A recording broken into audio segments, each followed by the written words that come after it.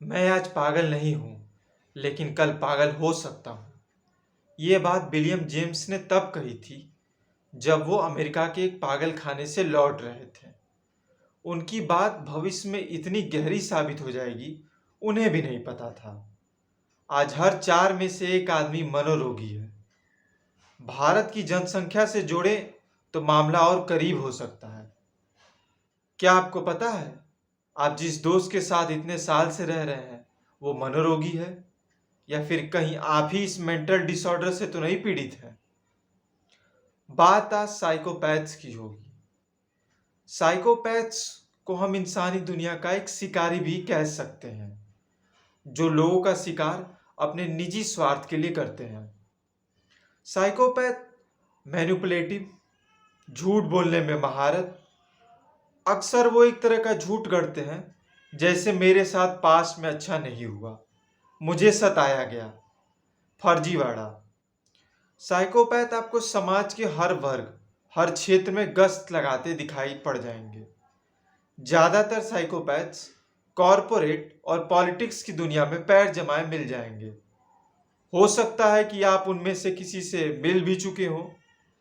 विश्व का सबसे मशहूर मनोरोगी टेड बंडी, जिसने एक ही एरिया में 30 महिलाओं की जान ले ली थी।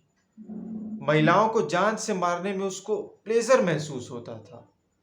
वो महिलाओं के पास कभी टूटे हाथ तो कभी लंगड़ते पैर का झूठा नाटक बनाकर उनके करीब जाता था, और जैसे ही वो महिलाएं उसके करीब आती थीं, वो उन्हें किडनैप करके उनकी जान ले लेता था। साइकोपैथ और बाकी आम लोगों में जो अंतर है, उसको जानने के बाद आप कहेंगे, ये तो हमने बहुतों में देखा है।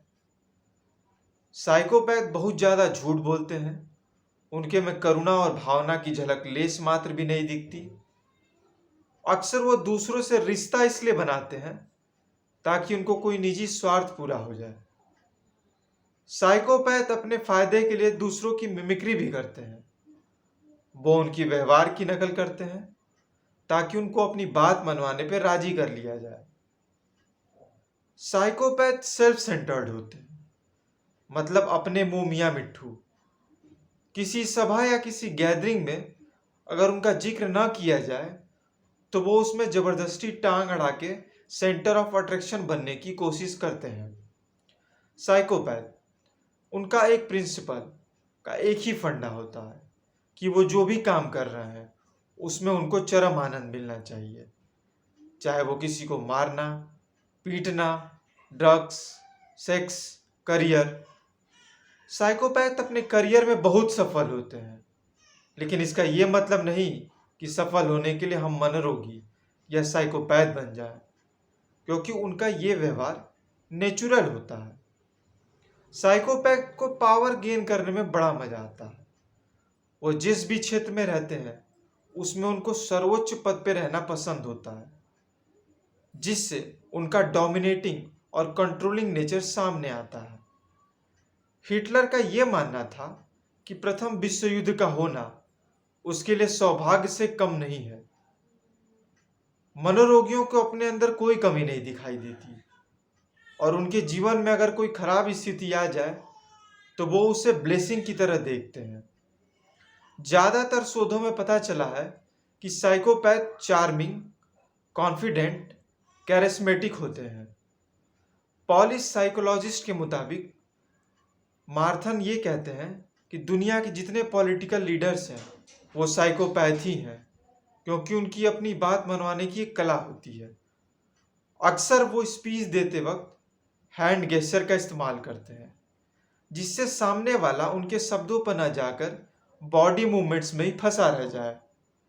क्या भारत में रह रहे बड़े पॉलिटिकल लीडर भी साइकोपैथ हैं? क्योंकि जितने भी लक्षण अभी तक बताए गए हैं वो सब उनके सामने मेल खा रहे हैं। जैसे झूठ बोलना, आज दूध को अमृत बोल देना, कल दूध को जहर बोल देना। लेकिन अगर कोई साइकोपैथ अगर पॉलिटिकल लीडर बन जाए तो उस देश में हिपोक्रेसी आती है, या तो फिर हर क्षेत्र में तबाही आती है।